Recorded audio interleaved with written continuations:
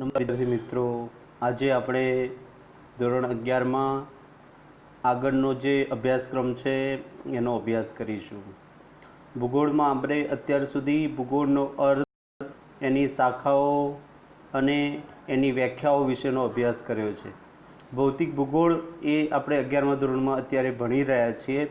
એમાં આપણે ભૂગોળ વિષય જે છે એ ભૂગોળ વિષય ભણવા માટે જુદા જુદા અભિગમો આપણે હોય છે અને આ અભિગમો દ્વારા ભૂગોળનું વિષય વસ્તુ આપણે ભણતા હોઈએ છીએ. આજે અહીંયા આપણે ભૂગોળ વિષયમાં એનું જે ભૂપૃષ્ઠ છે એ ભૂપૃષ્ઠના અભ્યાસ માટે, એનું જે ભૂપૃષ્ઠ છે એ ભૂપૃષ્ઠના અભ્યાસ માટે જે અભિગમો આવેલા છે એ બે અભિગમોની ચર્ચા અહીંયા આપણે કરવાની છે. એ બે અભિગમો તમારી સમક્ષ તમને સ્ક્રીન ઉપર જોવા મળશે. એક છે ક્રમબદ્ધ અથવા તો પદ્ધતિસર અભ્યાસનો અભિગમ છે અને જેને ઇંગ્લિશમાં સિસ્ટમેટિક એપ્રોચ તરીકે ઓળખવામાં આવે છે, જેને ઇંગ્લિશમાં સિસ્ટમેટિક એપ્રોચ. અને બીજો જે અભિગમ છે જેને પ્રાદેશિક અભિગમ કહેવાય છે, જેને ઇંગ્લિશમાં રિજનલ એપ્રોચ તરીકે ઓળખવામાં આવે છે. પહેલો ક્રમબદ્ધ અથવા તો પદ્ધતિસરના અભિગમની આપણે વાત કરીએ તો આ અભિગમ એ પહેલાં તો કયા પ્રકારની જ્યોગ્રાફીમાં વપરાય છે, તો જે જનરલ જ્યોગ્રાફી છે એટલે કે સામાન્ય ભૂગોળમાં આ પ્રકારના અભિગમનો ઉપયોગ થતો હોય છે. અને આ અભિગમ આપણને કોને આપ્યો છે તો એલેક્ઝાન્ડર વોન હમ્બોલ્ટ દ્વારા આપણને આ અભિગમ આપવામાં આવ્યો છે. એલેક્ઝાન્ડર વોન હમ્બોલ્ટ દ્વારા આ અભિગમ આપણને આપવામાં આવ્યો છે.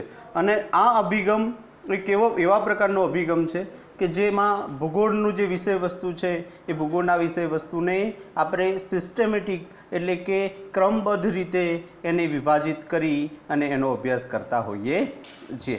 એમાં એના જે ભૂગોળમાં આપણે જે તે પ્રદેશના જે ભૌગોલિક તત્વો હોય છે એ ભૌગોલિક તત્વોનો અભ્યાસ કરીએ છીએ. એ બધા જ ભૌગોલિક તત્વો છે એ ભૌગોલિક તત્વોને આપણે ક્રમશઃ અભ્યાસ કરતા હોઈએ છીએ. આપણે આ બધા તત્વો એકબીજા સાથે જોડાયેલા છીએ, પણ ભૂગોળમાં આપણે આ દરેક તત્વને અલગ રીતે આપણે મૂકી, અલગ રીતે લઈ અને એનો અભ્યાસ કરતા હોઈએ છીએ. એમાં છે એક છે ઘનાવરણ, વાતાવરણ છે, જલાવરણ છે અને જીવાવરણ છે. તો આ બધા જ અભિગમો છે.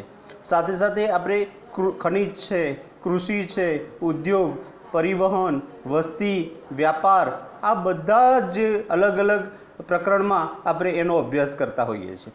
અને આ પ્રકારનો અભ્યાસ જે અભિગમ જે છે જેના દ્વારા ભૂગોળનો અભ્યાસ થાય છે એ વિશ્વના ઘણા બધા દેશોમાં આ પ્રકારના અભિગમ દ્વારા એનો અભ્યાસ થતો જોવા મળે છે.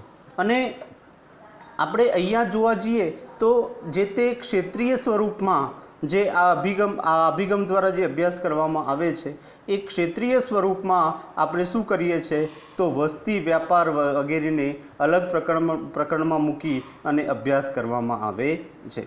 વિશ્વ સ્તરે અભ્યાસ કર્યા પછી એને ક્ષેત્રીય સ્વરૂપમાં એને વર્ગીકૃત કરવામાં આવે છે. એટલે એક વિશ્વ સ્તરે એનો અભ્યાસ કર્યા પછી એને આપણે શું કરીએ છીએ તો ક્ષેત્રીય સ્તરે પણ એનો અભ્યાસ કરતા હોઈએ છીએ અને જુદા જુદા વર્ગમાં એને વિભાજિત કરતા હોઈએ છીએ. તમે કુદરતી વનસ્પતિ સર્વપ્રથમ તેનું વૈશ્વિક સ્તરે અધ્યયન કરવામાં આવે. જેટલી પણ કુદરતી વનસ્પતિ છે એ બધાનું વૈશ્વિક સ્તરે અભ્યાસ કરવામાં આવે. એટલે કે પૃથ્વી ઉપર ઘણા બધા જંગલો આવેલા છે. તમે એ બધા જંગલોનું વર્ગીકરણ કરો, કેટલા બધા જંગલો આવેલા છે, કેટલા બધા જંગલોનો આપણે અભ્યાસ કરી ગયા છે. આગળના ધોરણોમાં આ બધા જ જંગલોનો આપણે અભ્યાસ કર્યો છે. તમે ભૂમધ્ય પ્રકારની વનસ્પતિ જુઓ તો એ પ્રકારની વનસ્પતિ, વિષુવવૃત્તીય પ્રદેશની જે વનસ્પતિ જુઓ, શંકુદ્રુમ પ્રકારની વનસ્પતિ જુઓ, મોસમી પ્રકારની જે વનસ્પતિ છે એ જોવા મળે છે. તો આ બધી જ જે વનસ્પતિ સૃષ્ટિ આવેલી છે એનો આપણે શું કરતા હોઈએ છીએ એક સિસ્ટમેટિક રીતે, એને ક્રમબદ્ધ રીતે એનો અભ્યાસ કરતા હોઈએ છીએ. હવે પદ્ધતિસરના અભ્યાસક્રમમાં સમગ્ર પરથી અંશનો અભ્યાસ કરવામાં આવે છે। આ પદ્ધતિસરનો અભિગમ એક એવો અભિગમ છે કે આપણે શું કરીએ છીએ, પહેલાં સમગ્ર તરફ જઈએ છીએ અને પછી કોઈક એના એક અંશ તરફ જતા હોઈએ છીએ। એટલે કે આખી જે પૃથ્વી છે એ પૃથ્વીનો આપણે શું કરતા હોઈએ છીએ તો અભ્યાસ કરતા હોઈએ છીએ। આખી પૃથ્વીનો આપણે એના કોઈક એક સંદર્ભમાં અભ્યાસ કરીએ છીએ અને એ પૃથ્વી ઉપરથી આપણે જે તે ખંડ ઉપર જઈએ છીએ અને એ ખંડ ઉપરથી એ ખંડમાં આવેલા જે તે દેશ તરફ જઈએ છીએ। આમ જે અભ્યાસ છે એ અભ્યાસ ક્રમશઃ રીતે વિશ્વમાંથી ખંડ, ખંડમાંથી દેશ, દેશમાંથી રાજ્ય, રાજ્યમાંથી જે તે પ્રદેશ, એમ એનો સિસ્ટમેટિક ક્રમબદ્ધ રીતે અભ્યાસ કરવામાં આવે છે અને એટલા માટે સમગ્ર તરફથી અંશ તરફ જવાનો આ અભ્યાસક્રમ છે। એટલે પહેલાં સમગ્ર બાબત આપણે જાણી લઈએ છીએ કે વિશ્વમાં ભૂમધ્ય પ્રકારની વનસ્પતિ ક્યાં આવેલી છે, શંકુદ્રુમ જંગલો ક્યાં આવેલા છે, વિષુવવૃત્તીય જંગલો ક્યાં આવેલા છે, મોસમી પ્રકારની વનસ્પતિ ક્યાં આવેલી છે અને પછી જોઈએ છે કે આપણા ભારત દેશમાં કે શ્રીલંકામાં, પાકિસ્તાનમાં, બાંગ્લાદેશમાં કે અમેરિકામાં આ પ્રકારના જંગલો ક્યાં ક્યાં આવેલા છે એનો આપણે અભ્યાસ કરતા હોઈએ છીએ। આ પ્રકારની જે એપ્રોચ છે, આ પ્રકારનો જે અભિગમ છે જેને તમે ક્રમબદ્ધ અથવા તો પદ્ધતિસરની અભિગમ તરીકે ઓળખો છો। બીજો જે અભિગમ આપણે ભણીએ છીએ તે છે પ્રાદેશિક અભિગમ। પ્રાદેશિક અભિગમ જે છે એને ઇંગ્લિશમાં આપણે રિજનલ એપ્રોચ તરીકે ઓળખીએ છીએ। આના બહુ જ અગત્યનો આખો એપ્રોચ છે, બહુ સરસ મજાનો એપ્રોચ છે કે જે આ અભિગમ આપણને કોને આપ્યો છે એવો પ્રશ્ન થાય તો જર્મન ભૂગોળવિદતા કાર્લ રિટરે એમને આખા અભિગમનો અભ્યાસ કર્યો। 1779 થી 1859 સુધીના વર્ષોમાં એમને આ પ્રાદેશિક અભિગમ ઉપર એમને વાત કરી। પૃથ્વીના જુદા જુદા એકમો પાડી અને નિશ્ચિત પ્રાદેશિક વિસ્તારના સંદર્ભમાં તેના ભૌગોલિક બાબતોનો અભ્યાસ કરવામાં આવે છે। એટલે જે પૃથ્વી છે એ પૃથ્વીના આપણે શું કરીએ છીએ, જુદા જુદા એકમો પાડી અને એક નિશ્ચિત પ્રાદેશિક સંદર્ભમાં તેનો અભ્યાસ કરવામાં આવે છે। કોઈક એક નિશ્ચિત પ્રાદેશિક વિસ્તારનો આપણે શું કરીએ છીએ એમાં અભ્યાસ કરીએ છીએ, એને શું કહેવામાં આવે છે પ્રાદેશિક અભિગમ। હવે આ જે પ્રાદેશિક અભિગમ છે એ જે તે પ્રદેશને લઈ અને આપણે અભ્યાસ કરીએ છીએ। આખા દેશનો કે આખા ખંડનો આપણે અભ્યાસ કરતા નથી, પણ જે તે પ્રદેશનો તમે તમારા વિસ્તારમાં જ્યાં રહેતા હોય એ વિસ્તારનો પણ પ્રાદેશિક અભિગમ દ્વારા અભ્યાસ કરી શકો છો। કે આખા ગુજરાત રાજ્ય તો ગુજરાત રાજ્યનો પ્રાદેશિક અભિગમ દ્વારા આપણે અભ્યાસ કરી શકીએ, પણ ગુજરાતના જે તે જિલ્લાનો આપણે પ્રાદેશિક અભિગમ દ્વારા અભ્યાસ કરી શકીએ। દાખલા તરીકે કે આપણે ચરોતર વિસ્તારમાં આપણે રહીએ છીએ। ચરોતર વિસ્તાર એટલે કે જે નડિયાદ અને પેટલાદ વચ્ચેનો જે વિસ્તાર છે, 80 કિલોમીટરનો જે પટ્ટો છે એને આપણે ચરોતર તરીકે ઓળખીએ છીએ। તો નડિયાદની પેટલાદ વચ્ચેનો વિસ્તાર આપણે કહીએ, કાં તો પછી એવું કહીએ કે ભાઈ સેઢી અને મહી નદી વચ્ચેનો જે વિસ્તાર છે એને આપણે ચરોતર તરીકે ઓળખીએ છીએ। તો અહીંયા આપણને એ જોવા મળે કે આ વિસ્તારમાં તમે જ્યારે પ્રાદેશિક અભિગમમાં રિજનલ એપ્રોચમાં જ્યારે અભ્યાસ કરો છો ત્યારે રિજનલ એપ્રોચમાં આપણને એટલી ખબર પડે કે ભાઈ આ જે વિસ્તાર છે એ વિસ્તારમાં એવું શું આવેલું છે કે જે ગુજરાતમાં સૌથી વધારે ઉત્પાદન થતું જોવા મળે છે, જેને આપણે ગુજરાતનો બગીચો તરીકે ઓળખીએ છીએ। તો ત્યાં લોએસ પ્રકારની બેસર જમીન આવેલી છે, લોએસ પ્રકારની બેસર જમીન આવેલી છે કે જેમાં તમાકુનો પાક, શાકભાજીનો પાક, આ બધા પાક સારા થતા જોવા મળે છે। તો એ સંદર્ભમાં એ બધી નદીઓનો અભ્યાસ થશે, એની આબોહવાનો અભ્યાસ થશે, એ જમીનનો અભ્યાસ થશે, એ બધાનો જે અભ્યાસ થશે એ માત્ર ચરોતર પ્રદેશ પૂરતો જ અભ્યાસ થશે, માટે એને આપણે પ્રાદેશિક અભિગમ અથવા તો એને રિજનલ એપ્રોચ તરીકે કહીએ છીએ। હવે આપણે અહીંયા વિશ્વના સંદર્ભમાં પુસ્તકમાં વાત કરી છે કે ભાઈ દક્ષિણ અમેરિકામાં એમેઝોનનો જે ખીણ પ્રદેશ છે એ એમેઝોનનો ખીણ પ્રદેશની શું વિશેષતા છે? ઓકે, એમેઝોન નદી છે એ નદીના ખીણ વિસ્તારમાં શું શું જોવા મળે છે એની વાત થાય। આફ્રિકાના કોંગો નદીનો ખીણ પ્રદેશ, માત્ર આફ્રિકાના બીજા કોઈ વિસ્તાર નહીં, પણ કોંગો નદીનો ખીણ પ્રદેશ, મલેશિયા છે, ઇન્ડોનેશિયા છે, ફિલિપિન્સ દ્વીપ સમૂહ છે, આ બધાનો જ આપણે પ્રાકૃતિક અભ્યાસ કરી શકીએ છીએ, જેને આપણે નેચરલ રિજન્સથી જોડી અને આપણે અભ્યાસ કરી શકીએ છીએ. એક બીજો આ અભિગમ સાથે એક બીજી પણ વસ્તુ છે કે વિષુવવૃત્તીય જંગલ પ્રદેશો તરીકે તેનો અભ્યાસ થાય. તો આ બધા જ વિસ્તારો ક્યાં આવેલા છે? તમે દક્ષિણ અમેરિકાનો એમેઝોન જુઓ, જેને લેટિન અમેરિકા કહેવાય, પછી આફ્રિકાનો કોંગો જુઓ, મલેશિયા જુઓ, ઇન્ડોનેશિયા જુઓ, ફિલિપાઇન્સ જુઓ. તો જ્યારે તમે દુનિયાના નકશામાં કે પછી પૃથ્વીના ગોળામાં આ જોશો, આ બધા પ્રદેશો, તો આ બધા જ પ્રદેશો એ વિષુવવૃત્તના પટ્ટા ઉપર આવેલા છે. ક્યાં આવેલા છે? તો વિષુવવૃત્તનો જે પટ્ટો આવેલો છે, વિષુવવૃત્ત આપણે પૃથ્વીની વચ્ચેથી મધ્યમાંથી જે પસાર થતો જે રેખા છે એને આપણે વિષુવવૃત્ત તરીકે ઓળખીએ છીએ. એટલે કે પૃથ્વીના મધ્યમાંથી પસાર થતી જે રેખા છે એને શું કહીએ છીએ? તો વિષુવવૃત્ત તરીકે ઓળખીએ છીએ. અને આ જે વિષુવવૃત્ત છે એ વિષુવવૃત્તમાંથી જે પસાર થાય છે એ ઉપર અહીંયા તમે જુઓ તો અહીંયા ઉપરની સાઈડ આપણે જોવા જઈએ તો ઉપરની સાઈડ જે છે એ અહીંયા ઉપરની સાઈડ તમે જાઓ તો ત્યાં આપણને જોવા મળશે ઉત્તર અમેરિકા અને એની નીચે જોવા મળશે દક્ષિણ અમેરિકા. તો ઉત્તર અમેરિકા અને દક્ષિણ અમેરિકા જે છે એ દક્ષિણ અમેરિકામાં આપણે મધ્યમાંથી જે વિષુવવૃત્ત પસાર થાય છે એ વિષુવવૃત્ત અહીંયાથી પસાર થાય તો આ વિસ્તાર અહીંયા દક્ષિણ અમેરિકાનો ભાગ. ત્યાંથી આગળ જઈએ તો આપણને ખબર છે કે આફ્રિકાનો ભાગ, અહીંયા આફ્રિકા ખંડ આવેલો છે આ રીતે. ત્યારબાદ અહીંયા સાઉથ ઇસ્ટ એશિયા તરફના બાકીના જે એરિયા છે, ઇન્ડોનેશિયા, ફિલિપાઇન્સ દ્વીપ સમૂહો, આ બધા જ જે વિસ્તારો છે એ વિષુવવૃત્ત ઉપર આવેલા છે. તો આ રિજનલ એપ્રોચ છે કે ભાઈ અહીંયા અમેરિકા છે, અહીંયા આફ્રિકા છે, અહીંયા આપણે ફિલિપાઇન્સ છે, ઇન્ડોનેશિયા છે, મલેશિયા છે, આવા જે દ્વીપ સમૂહો છે, આ બધો જ વિસ્તાર ક્યાં આવેલો છે? તો વિષુવવૃત્ત જે છે એ વિષુવવૃત્તની એ પટ્ટી ઉપર જોવા મળે છે, એ રેખા ઉપર જોવા મળે છે. તો આ જે અભિગમ છે એ અભિગમમાં આપણે આ બધા જ જે વિસ્તારો છે એ વિસ્તારોની આબોહવા, એની વનસ્પતિ, એની ખનિજો, એની પ્રાણી જીવન, આ બધાનો જ અભ્યાસ કરીએ છીએ કે એની કમ્પેરેટિવ સ્ટડી કરીએ છીએ કે વિષુવવૃત્તની હેઠળ આવેલા આ બધા જ વિસ્તારોમાં કઈ કઈ બાબતોની સમાનતા છે, કઈ કઈ બાબતોની વિષમતા જોવા મળે છે. પણ આપણે એક આશ્ચર્યની વાત છે કે આ વિસ્તારોમાં મોટા ભાગે સમાનતા વધારે જોવા મળે છે, કારણ કે અહીંયા સૂર્યના કિરણો એકદમ સીધા પડે છે. તો એ સંદર્ભમાં જે અભ્યાસ થાય છે એને આપણે શું કહીએ છીએ? તો એને આપણે પ્રાદેશિક અભિગમ અથવા તો રિજનલ એપ્રોચ તરીકે ઓળખીએ છીએ. આગળ આપણે ભૂગોળમાં, ભૌતિક ભૂગોળમાં પ્રથમ પ્રકરણમાં આપણે જે જોઈ રહ્યા છીએ તે ભૂગોળની શાખાઓ, એનો પદ્ધતિસર અભિગમના આધારે વર્ગીકરણ કર્યું છે.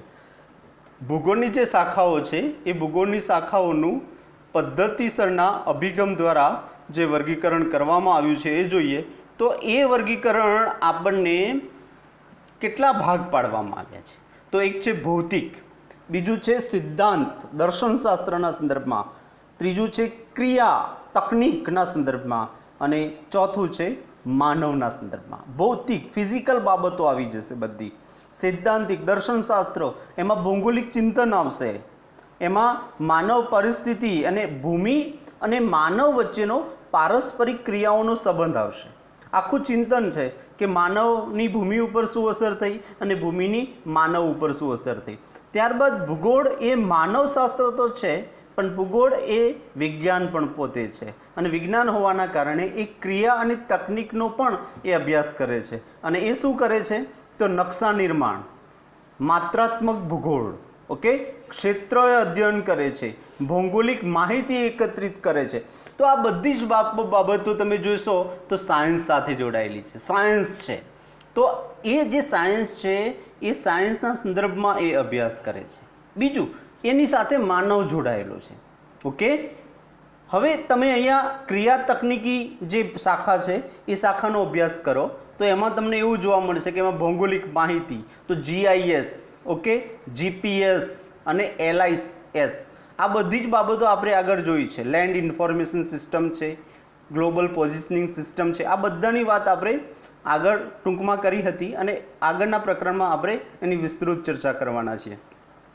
તો જે ભૌતિક ભૂગોળ છે એ ભૌતિક ભૂગોળ જેને આપણે ફિઝિકલ જ્યોગ્રાફી કહીએ છીએ, જે તમારે 11મા ધોરણમાં આપણે ભણવાની છે. 11મા ધોરણમાં તમે જે ફિઝિકલ જ્યોગ્રાફી ભણવાના છો, ભૌતિક ભૂગોળ ભણવાના છો, એ ભૌતિક ભૂગોળના અંદર કઈ કઈ બાબતોનો આપણે સંક્ષેપમાં અભ્યાસ કરીશું અને બહુ પાયાનો અભ્યાસ, જે અભ્યાસ કર્યા પછી તમે ગ્રેજ્યુએશન લેવલનું તમારી પાસે નોલેજ આવી જાય. તમે ક્લાસ 1, 2ની એક્ઝામ કે ક્લાસ 3ની એક્ઝામ આપવા બેસો તો પણ તમને આ જે ફિઝિકલ જ્યોગ્રાફી છે એ ફિઝિકલ જ્યોગ્રાફી કરેલી હોય તો ભૌતિક ભૂગોળનો કોઈ પણ પ્રશ્ન તમને પૂછાય તો તમે એનો જવાબ આપી શકો. તો એ પ્રકારનું એમાં શું ભણશો તમે? તો ભૂ સ્વરૂપ ભણશો કે કયા કયા પ્રકારના ભૂ સ્વરૂપો એ પૃથ્વી ઉપર અસ્તિત્વ ધરાવે છે.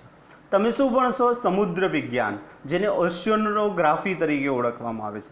સમુદ્રમાં કયા પ્રકારના જીવો જોવા મળે છે, સમુદ્રમાં ક્યાં સુધી જીવસૃષ્ટિ જોવા મળે છે, એનો અભ્યાસ કરશો.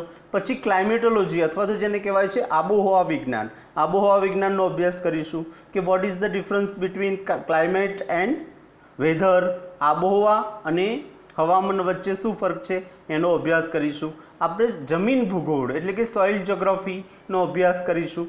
ઓકે, તો આ બધા જે સ્વરૂપો છે એ ભૌતિક છે. હવે અહીંયા આપણે બીજો એક અભ્યાસ કર્યો, એક ભૂગોળની વાત કરી અને એ જ છે માનવ ભૂગોળ. માનવ ભૂગોળમાં શું આવશે? તો સામાજિક તેમજ સાંસ્કૃતિક ભૂગોળ આવશે. બીજું ઐતિહાસિક ભૂગોળ આવશે. સામાજિક ને સાંસ્કૃતિક એટલે સમાજનો કેવી રીતે પ્રાદુર્ભાવ થયો, સમાજ કેવી રીતે અસ્તિત્વમાં આવ્યો, એની સંસ્કૃતિ કેવી રીતે બની, જુદા જુદા પ્રદેશોમાં રહેતા લોકોની જે સંસ્કૃતિ અને એની જે સામાજિક રીત રિવાજો છે એવા ભિન્નતા જોવા મળે છે. આબોહવા અને એની ભૂપૃષ્ઠ કેવી રીતે એના ઉપર અસર કર્યું છે એનો આપણે અભ્યાસ કરતા હોઈએ છીએ. ઐતિહાસિક ભૂગોળ કે આજની ભૂગોળ એ આવતીકાલનો ઇતિહાસ છે, આવું આપણે કહેતા હોઈએ છીએ. એટલે આજે ભૂગોળમાં જે કંઈ પણ ઘટના બને છે એ કાલે આપણે ઇતિહાસમાં ભણતા હોઈએ છીએ. તો ઐતિહાસિક ભૂગોળ સાથે એનો સીધો સંબંધ છે. એવી જ રીતે તમે વસ્તી ભૂગોળનો અભ્યાસ કરી શકો. વસ્તી ભૂગોળમાં પણ આપણે 3 ક્ષેત્રોનો અભ્યાસ કરીએ છીએ: ગ્રામીણ સમુદાય, તબીબી ભૂગોળ અને શહેરી ભૂગોળ. તમે ગ્રામીણ સમુદાયની ભૂગોળ તો આખો બહુ વિશાળ વિષય છે, એવી જ રીતે શહેરી ભૂગોળ એક વિશાળ વિષય છે અને તબીબી ભૂગોળ એ પણ એનો વિષય છે. ત્યારબાદ આપણે માનવ ભૂગોળમાં જ જોઈએ છે તે છે રાજકીય ભૂગોળ, પોલિટિકલ જ્યોગ્રાફી, કે પોલિટિકલ જ્યોગ્રાફી કેવી રીતે અસર કરે છે. આપણે ઘણા વિસ્તારો એવા છે કે જ્યારે આપણે LAC ઉપર આવેલા છે, ઘણી વાતો આપણે એવી જોતા હોઈએ છીએ ન્યૂઝમાં કે LAC છે, પછી જમ્મુ કાશ્મીરની આપણે વાત કરતા હોઈએ છીએ, પછી સિયાચીનની વાત કરતા હોઈએ છીએ, આપણા પડોશી દેશો સાથેના આપણા સંઘર્ષની વાતો કરતા હોઈએ છીએ. તો આ બધા જે વિસ્તારો છે એ વિસ્તારો કે આપણે કૈલાસ માનસરોવરની યાત્રાની વાત કરતા હોઈએ છીએ. તો આ બધી જ જે વિસ્તારો છે આપણા પડોશી દેશો સાથે આપણે એકબીજાના સંપર્કમાં રહી અને એ વિસ્તારો છે એ વિસ્તારો ઉપર ડેવલપમેન્ટનું કામ કરતા હોઈએ છીએ. ક્યારેક સંઘર્ષ પણ થતો હોય છે. તો આ પ્રકારની જે વાતો છે એ વાતો આપણે જે ભૂગોળમાં ભણીએ છીએ એ ભૂગોળને આપણે પોલિટિકલ જ્યોગ્રાફી તરીકે ઓળખવામાં આવે છે, જેને રાજકીય ભૂગોળ તરીકે ઓળખવામાં આવે છે. રાજકીય ભૂગોળમાં બીજો અભ્યાસ તમને એ પણ થાય છે કે શહેર, ગામડું, જિલ્લો, આ બધા જે વિસ્તારો છે એ વિસ્તારો કેવી રીતે એકબીજા સાથે કનેક્ટ થયેલા છે એ બધી વાતો પણ આપણે પોલિટિકલ જ્યોગ્રાફી અથવા તો રાજકીય ભૂગોળમાં ભણતા હોઈએ છીએ. બીજી છે આર્થિક ભૂગોળ. હવે જે આર્થિક ભૂગોળ છે એ આર્થિક ભૂગોળ એક એવો વિષય છે કે જેની સાથે બીજી ઘણી શાખાઓ જોડાયેલી છે. જેમાં તમે જોશો કે કૃષિ ભૂગોળ છે, ઔદ્યોગિક ભૂગોળ છે, પ્રવાસન ભૂગોળ છે, વ્યાપાર અને પરિવહન ભૂગોળ છે, વસાહત ભૂગોળ છે અને બીજી સેવાઓના સંદર્ભમાં આપણે ભૂગોળનો અભ્યાસ કરીએ છીએ. તો આ બધું જ વિષયો શાખાઓ છે એ શાની છે? તો માનવ ભૂગોળની રહેલી છે. હવે એ સાથે સાથે આપણે એ જોવાનું છે કે એક તરફ માનવ ભૂગોળ છે, એક તરફ ભૌતિક ભૂગોળ છે. આ બંનેનો સમન્વય કરી અને કેટલીક શાખાઓ બીજી પણ અસ્તિત્વમાં આવી, એને જે કહેવામાં, અહીંયા તમે જોશો તો એક તરફ માનવ અને બીજી બાજુ ભૌતિક. તો આ બંને જે બાબતો છે એ બંને બાબતોનો સમન્વય કરી અને આપણે એ જે ભણીએ છીએ એમાં આપણે જોઈએ છે પારિસ્થિતિક ભૂગોળ. જો પારિસ્થિતિક ભૂગોળ, જેને ઇકોલોજીકલ જ્યોગ્રાફી તરીકે ઓળખવામાં આવે છે, ઇકોલોજી પરિસ્થિતિ, તો જે પારિસ્થિતિક ભૂગોળ છે જેને ઇંગ્લિશમાં આપણે ઇકોલોજી કહીએ છીએ. હવે આ જે ઇકોલોજીની આપણે વાત કરીએ તો ઇકોલોજી એક એવી બાબત છે કે જે માનવની કેટલીક ક્રિયાઓના કારણે આપણી જે પ્રકૃતિ છે, પર્યાવરણ છે, એને અસર થઈ છે. અને એ જે અસર છે, કેવી અસર થઈ છે માનવના કારણે, શું પરિવર્તન આવ્યા છે, આ બધાનો અભ્યાસ આપણે ઇકોલોજીકલ જ્યોગ્રાફી અથવા તો પારિસ્થિતિક ભૂગોળમાં કરતા હોઈએ છીએ. બીજું વનસ્પતિ ભૂગોળ. આ વિશ્વમાં કઈ કઈ વનસ્પતિ આવેલી છે, કયા દેશમાં કયા પ્રકારની વનસ્પતિ આવેલી છે, કઈ વનસ્પતિ ક્યાં જોવા મળે છે, આ આપણે વનસ્પતિ ભૂગોળમાં ભણીએ છીએ. પર્યાવરણીય ભૂગોળ, જેને એન્વાયરમેન્ટલ જ્યોગ્રાફી કહેવામાં આવે છે. પર્યાવરણને કઈ રીતે એના આવરણો પર્યાવરણ સાથે જોડાયેલા છે.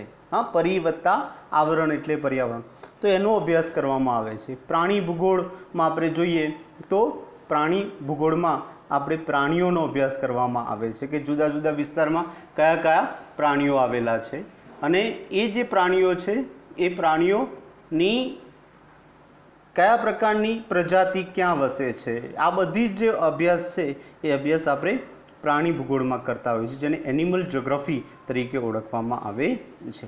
હવે અહીંયા સુધી આપણે રહેવા દઈએ છીએ. હવે પછીના જે ભાગ છે જેમાં આપણે પદ્ધતિસરના અભિગમના આધારે ભૂગોળની શાખાઓ એની વાત કરીશું. ત્યાં સુધી તમે આજે ચલાવ્યું છે એ સમજી લેજો અને એકવાર તમને આપેલી જે પુસ્તક છે એ પુસ્તકમાં પણ એ જે બાબતો છે એને આપણે વ્યવસ્થિત વાંચી લેવાની, સતત તૈયારી કરવાની આપણે, અને જે કંઈ પણ પાઠ પૂરો થાય પછી એનું આપણે હોમવર્ક પણ કરવાનું રહેશે. તો અહીંયા આપણે રહેવા દઈએ છીએ.